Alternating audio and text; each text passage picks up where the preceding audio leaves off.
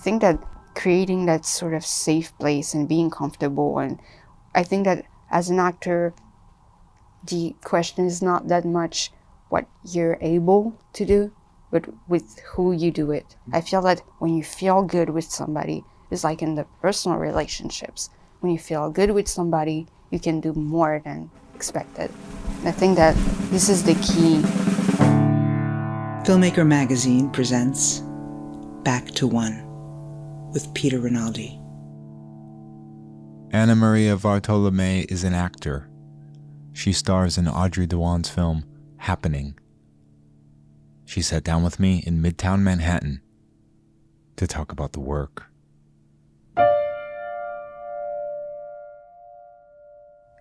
If we were going to kind of break down the ingredients of your amazing performance in this amazing film, Happening, the number one ingredient, according to you, tell me if I'm wrong, would be anger. Mm-hmm. You said it started with anger. Yeah. Tell me what that means. Well, when I first read the script, then without being asked for the audition, I bought the book. And when I read the book for the first time, I realized my ignorance towards a subject that is still taboo and shrouded in silence. And I think that I was angry against me, against the lack of knowledge I had in this topic. And I think I was really angry, against the injustice that women have to face when they want to abort in countries that don't allow them to nowadays, in 2022. And I think that I fed myself with this anger, and this is what helped me to play my character with that much determination and ambition. And I tried to do it in the fairest way I could, to just, defend her and to give also justice to the survivors, to the other survivors. But I was angry against me as a young woman that I had no idea about how a real, process of legal abortion actually happens and what it actually really means. Mm-hmm. Mm-hmm. The wonderful thing that I was gathering from just listening to you and Audrey, the director, talking about the process of making this is that she wanted an intellectual partner. Collaborator. Yeah. And tell me what those initial conversations were about. She said that you were asking her a lot of questions. Yeah, I think that, first of all, when I'm auditioning, I think my relationship with castings really evolved since, I'm acting. I think that at first I was in a sort of competitive, perspective, and I was like, oh, I have to be better than another actress. And now I'm seeing things differently. I'm seeing it as an exercise. I'm just seeing it like, okay, if it doesn't happen and if I don't get the job and the part, it's okay. I nourished myself with the situation. I nourished myself with the ideas of a director, with, some things that will eventually help me on other parts. So now I don't put myself that much pressure when I go auditioning. And now I think that it's so rare to have the director at the audition, the first audition. Yeah. So now I just enjoy and kind of, cherish that much when they're here, so I can ask them questions. And if I have doubts or, some matters that I want to clarify and things that I want to talk about, to just, see this as a precious moment, because I can, we can exchange and can have a discussion and a conversation. And I think that when she she really involved me in all the creative process of the movie. And it was the first time I was that much involved. I used to, when I worked on my past projects, I was like, I meet the director, then we talk about the movie and the character, and we agree on some ideas and situations and things. and then I do my part on my own, and then we arrive on set and we kind of, you know, put that together and try to connect. And this wasn't like that. I mean, plus we had luck to, we're lucky to have the lockdown that came, so the shooting was postponed, and I think that this was what, you know, was the most precious thing for us, because we would beneficiate from more time. And I think that we used that time to just try to see as much movies and read as much books as we can, in order to find references that could eventually help us to build and draw the character. And we used to talk by the phone almost every day to share those references. And if I see something, you know, that is interesting for some aspect, I mean, for example, we had Laszlo Nemes, Le Fils de Saul, Saul's son. I don't know. Yes. I mean, that movie. Yes. She wanted me to see Yes. that movie to understand how she wants to shoot it, and you know, the importance of the sound in it, and how to be with the try to be with the character rather than just look at him. Son of Saul. Son of Saul. Yeah. Then we had Rosetta by Dardenne's brothers, and now this movie helped us to, you know, create the determination of Anne, and to see her as a soldier that, you know, is leading an inner war, and with that much ambition. And then we had Black Swan and Girl, Lucas Don't movie, and I think we did a sort of patchwork and a sort of puzzle of, you know, many different characters, and yeah, we created that, and we did a sort of cocktail of all of them, and we created a character like this. How, though, you call it a cocktail? Like, how do all of those elements work for you without it becoming overwhelming? I don't know. I think it's just about finding the good references also. I think she could give me things that make sense for her, but not for me.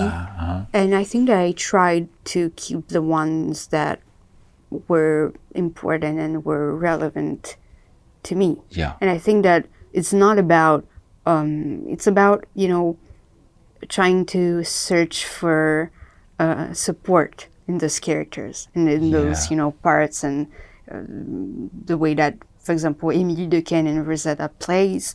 I try to find not only, you know, to see it as it's a reference, but not to see it as, you know, a goal that, okay, I have to play like her and I have to try to be able to play it as she does. It was just, you know, picking things and mimics and tips from movies and from actresses, and try to kind of, you know, try to digest it. Yes.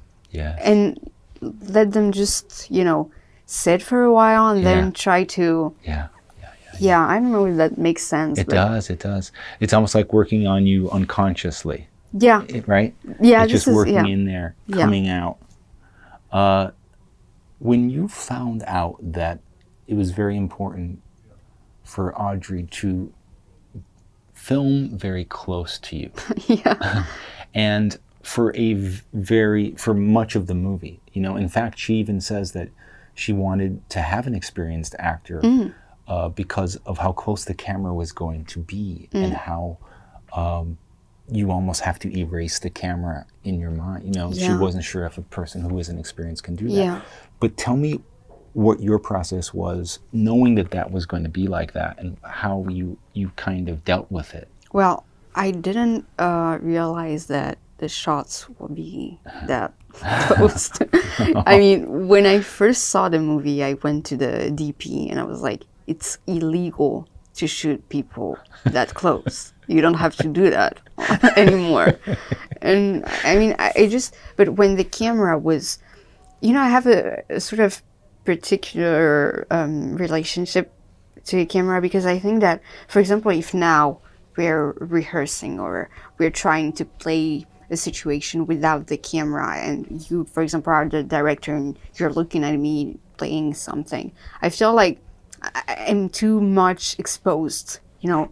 And when the camera is close to me, or, you know, I'm on set and the camera is here, I feel like, you know, it separates me from the crew and from the director, and the camera become a sort of wall that protects me, from the gaze of the other, and I feel like I'm protected by something. Yeah. So I dare much more, when I have a camera on. Interesting. Yeah, I don't know, and I think that plus for this movie, the camera is so close, but it's like, having someone that close to you on your back. I think that, it kind of became my shadow at a moment. I forgot about the camera. Wow. And about that she was here, but I think that, it was like, something was pushing me from the back, Yeah. like having the camera here, and my character has to, go further and, try to remain focused on her goal. And it's like something was pushing her from the back. You know what I mean? Yes. Like, and the DP is so, we just had an immediate feeling and osmosis that created between us. And I think that's important also. It was very natural and very spontaneous, but it was really cool to have that type of relationship with the DP, because, he's the one who sees things first, actually. Right. So I think that I was very happy to find that relation and not be that it wasn't, created. It was something very natural that happened. Yes. And yeah, as I said, it became my shadow at some point. That's amazing. It's almost like you're saying, it's almost like somebody quite literally had your back. Yeah. Yeah. During that is with you and is taking it in. Talk to me about breathing. That's the other important thing. Audrey talks about how it was really important to get breathing right. Mm-hmm. And also how, speaking of the cinematographer, needed to breathe with you almost at the same pace. Is that right? Yeah, I didn't realize, the importance of breathing until shooting this movie, because I think that it's really, especially in our movie, the sound is really important because it makes the viewer be with her. Yeah. The closest you can be with a character. So I think that, the fact that we hear her breathing, I think that it strengthens her solitude. You hear her, you hear her breathing. When you hear somebody's breathing, it means that it's silence. It means that, you're close to that person. I think that it was really important for us to I think this is part of the experience that she wanted to create, the physical experience that she wanted to create to the viewer, is that you have to hear the closest thing of her.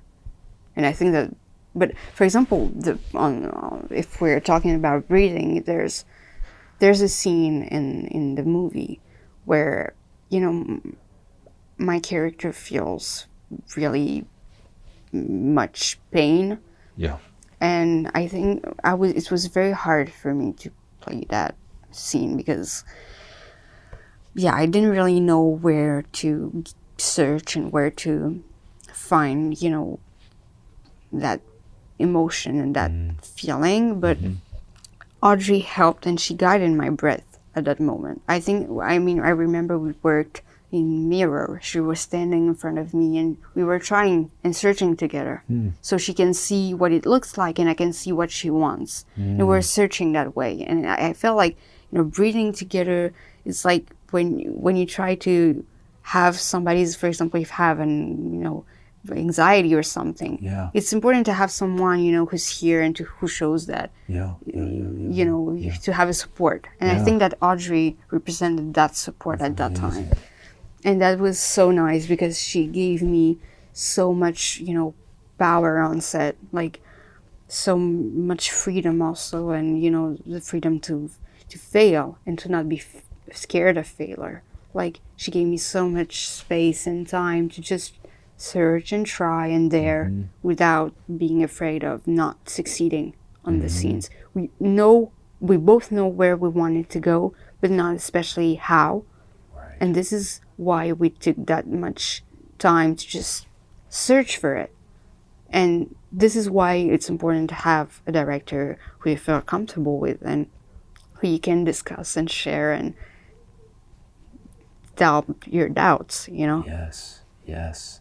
And you talked about somewhere, speaking of this, there were some scenes that you both just let yourselves be surprised by. Well, those physical pain scenes, we didn't rehearse them. Right. Because Audrey didn't want to mechanize them, and I like the idea of being surprised and, you know, the idea of a magic that only happens between action and cut. Yes. I don't really like to rehearse that much, actually. It really annoys me because I think that what I'm doing at rehearsals it's not only 1% of what I can do when we are shooting, because you try to give your best between action and cut, you know. So it wouldn't have made no sense to me to rehearse those scenes and to try to anticipate them. But I understand that she wants to see what it will actually be, you know. But we both accept the idea that it's important to let yourself be surprised, and sometimes it's part of her job. And we just go with the flow sometimes.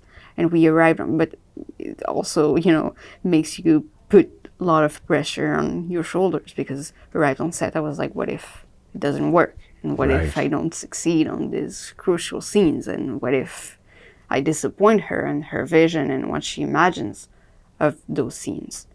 But it worked, because you just have to, I think that these are scenes where, you know, you don't have to think that much about it. It's about a sensation, it's about a feeling, it's about an emotion. And it's not, you cannot put words on it. Yeah. It's what you feel at that moment. And you have to trust, you know, the present, and you have to leave the moment. So if you leave it, you don't think about it, and the character arouses, and the character is coming to life in those moments. So you have to abandon yourself. And for example, I understood, and with this movie in particular, that I'm really more comfortable when we're doing many shots. Just because I feel like what I'm thinking about on the first shots, for example, where I have to say it, or when do I have to say this sentence and in what way, kind of, you know, erase the more we do it. Right. I just forgot about it, and I just leave it. And I think it's what's the most important. Yeah, and you have to trust the director's gaze also, and forget about yourself. But this is, you know, an advice that Sandrine Bonner gave me. She said that, and she does that perfectly. She doesn't care about her looks. She doesn't care about how she is on screen. She's just here to serve a cause and a character and a topic, and that's it. And she's here for the story. So she just do her job without being too much concerned about, you know, without intellectualizing too much. And I think that this is important. You just have sometimes to forget about yourself and forget about what you settled for. Maybe if you work for months or weeks or days, just forget about it and try to leave the moment and trust also the moment. That's it. Sometimes I would, you know, be so afraid of a scene, and I woke up that morning feel like I should feel in the scene, you know. Like, you just have to trust life also. Because sometimes, honestly, I think that sometimes things are connecting in such a nice way that you can be surprised too. Yeah. It's almost like you're being given what you need. Yeah, this is it. Yeah, definitely. Yeah. And the idea to be very precise about how long some of these particular sequences lasted. Yeah. Where she said, if they're too short, it won't be experienced. Yeah. If it's too long, it becomes provocative. Yeah. Yeah. So how did that work for you? Did you, you know, that sounds very mathematical. I don't care about it. It's not my, but it's not my job. my job is to play, and when I hear cut, I just stop playing. So I don't think about it. I don't think about how long it lasts. But for example, there is one scene where I have to experience physical pain. My character has to experience that. And I felt it was lasting like too much. And I was like, at some point, I don't know what to do more than what I was doing, you know. So sometimes I felt that it was long, but I didn't know that how long it will be. And because it's not my job, I'm just here. I'm not here to think about how long a scene is lasting. Right, right. And it's so interesting that, I mean, it feels like you're in every frame of this film. You may not be. I mean, you're in every scene. Yeah, I think, yeah. But just knowing that you're in every scene, you know, if you talk about this in terms of, like, that's why I think this is a heroic performance. I'm not talking about your character's heroism. I'm talking about your heroism as an actor, because everything is riding on you with this film. If I'm supposed to be experiencing this through you, that's her vision. Like, and I did, but it could have been very much not that. And I mean, did you process that at all ever? Like, this is a lot on you. Like, this is more than most actors have to be burdened with. Do you know what I mean? It's the whole film. I don't know if I think that much about it. Good. I don't know. Maybe actually. that's good. Yeah, maybe that's good. But I don't know. I don't think that. I don't know. Honestly, I just think Isn't it nice that it's over and we can say it's a success? You did it. You know what I mean? Yeah. Like, it's.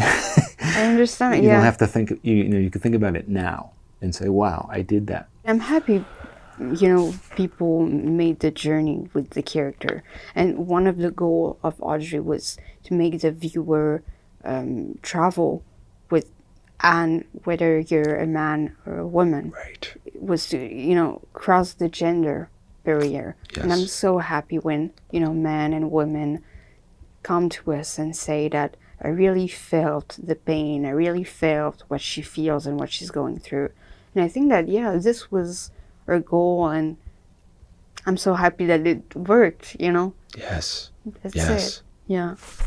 Speaking of Sandrine Bonner, who plays your mom, she is one of our, you know, great actors in the world to me. But she slaps you in this movie. Yeah. And do you know what I thought of immediately? What?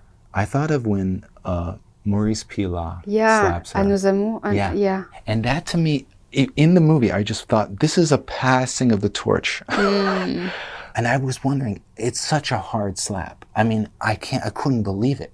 Like, you don't see movie slaps like this. Yeah, I don't know. I at first, Audrey was like, do you want us to put the camera on the other? I mean, do you want us to fake the slap? Yeah. So we don't see it, and you can, you know, just feel more comfortable about it. And I was like, no, because then after it, I mean, it's the camera on my face. If we fake something, I have to fake an emotion. I mean, it won't look as I want it to look.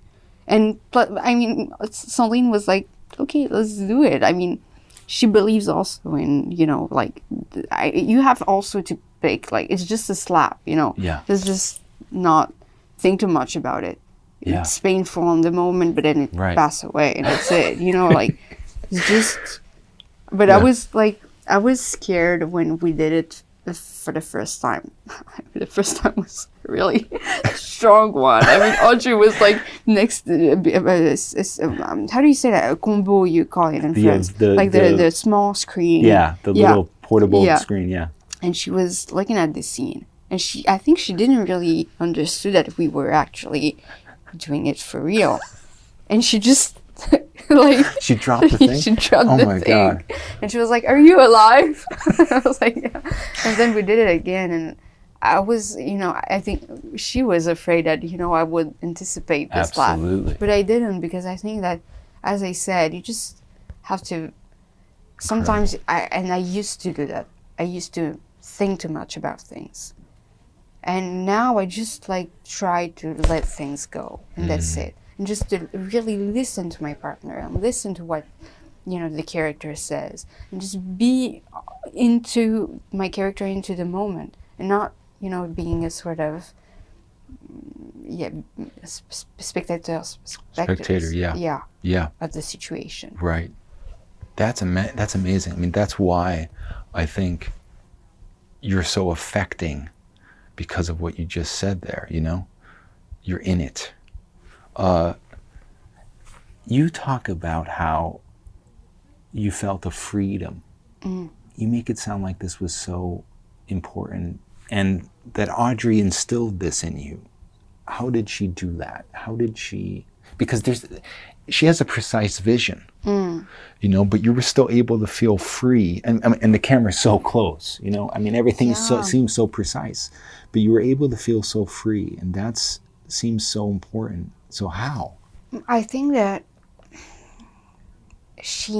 first of all, she loves actors, and that may seem really naive and simple, but it's really important. I think she loves actors, and she loves to see that actors are comfortable, and that's huge.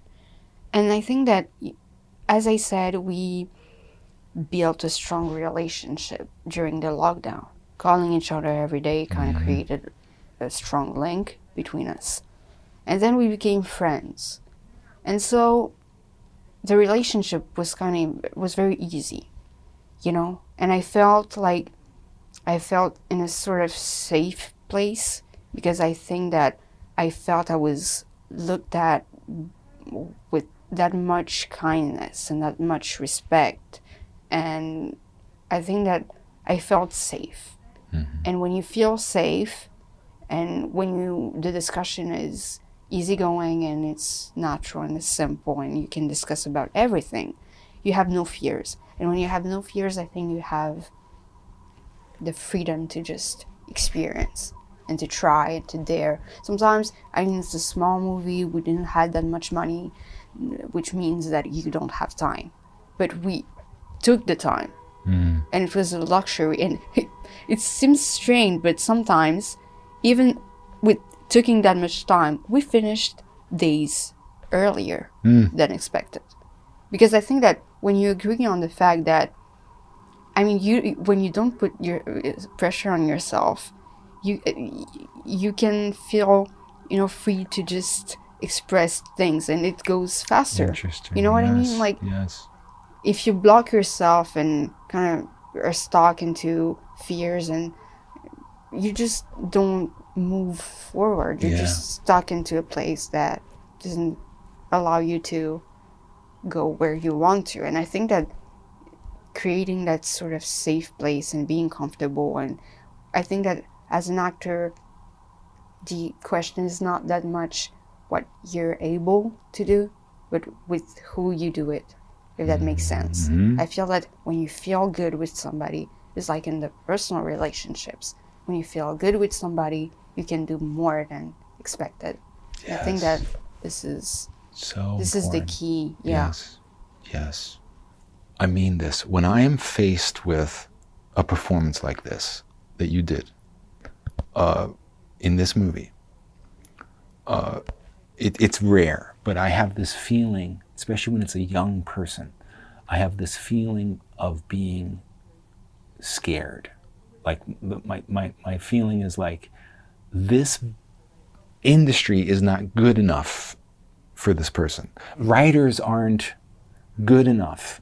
The only thing that's going to stop her is bad material. It's no longer like, can this person succeed in this business? This is just me. I'm crazy maybe, but it's not like, can this person succeed? It's beyond that. It's, are people good enough to give her things where she can do this all the time? You know what I mean? That's me and my insanity. How do you feel about what you would like to do? Yeah, I think that Audrey kind of, set the how do you say that? Set the bar. Yeah, set the bar very high, because, the script was so beautifully written that it's hard to find. As you say, it's really important to have a good material, because if the text is written perfectly, you don't have that much to do, you know. You just have to kind of, do your part and do your job and try to give life to this text. But when it's written in a bad way, you just have to create much more. And I think that it's really important now. I think that I kind of, when I receive a script and a scenario, try to kind of see it in a very global way and try to put much more, interest in the way it's written, the way, you know, as you said, the vision of the director. And I know what I want to do. I know that I want to work in Romanian because I'm Romanian. So I know that I want to work with Cristian Mungiu, for example, which is one of the biggest directors, contemporary directors to me. And I want to work with, American English directors. And I don't want language to be a border to what I want to do. So I'm working on that. Of course, I have directors that, have a vision I love, and universes I want to immerse myself into. But I think that, I don't really have a career plan. I think I'm very open to, this is why sometimes when people are asking me, do you have directors you want to play with, you want to work with? And I'm like, yeah, I do, but I don't want to make a list because there are so many, directors that are just starting with such a beautiful movie and it's their first movie, and I don't want to close doors, and I don't want to say that I only want to work with confirmed directors. But certainly, I mean, I think that there's something that will never change, is that I really like to portray vulnerable women that are, have an urge to externalize inner evils. Like this confrontation between strength and weakness is the most challenging for me. Yes. I think that I'm searching for that, and characters that have something to express. Like for example, right now I participate to in France. There's a journalist that does shortcuts sessions, and he invites people from cinema industry to show their favorite 10 movie scenes of all time. And somebody noticed at the end of my presentation that I often pick scenes where women are angry. And I don't know where this comes from, and I don't know why, but it's true. Like analyzing it, I was like, yeah, you're right. You had Viola Davis and Davis in Fences. You had Romy Schneider in The Importance to Love. I don't know if that's the English title, but Zlowski movie. And then you had Suzanne Clément and Lawrence Anyways. And it's true that, but I think that these are women that have, interior fears and something to express that really, kind of hurt them. And I think that I like to play that, to disguise fragility and strength. Anamaria Vartolomei, thank you so much. Thank you. Back to One is a production of Filmmaker Magazine, which is a publication of The Gotham, formerly IFP. Listen to back episodes of this podcast at filmmakermagazine.com or wherever you get your podcasts.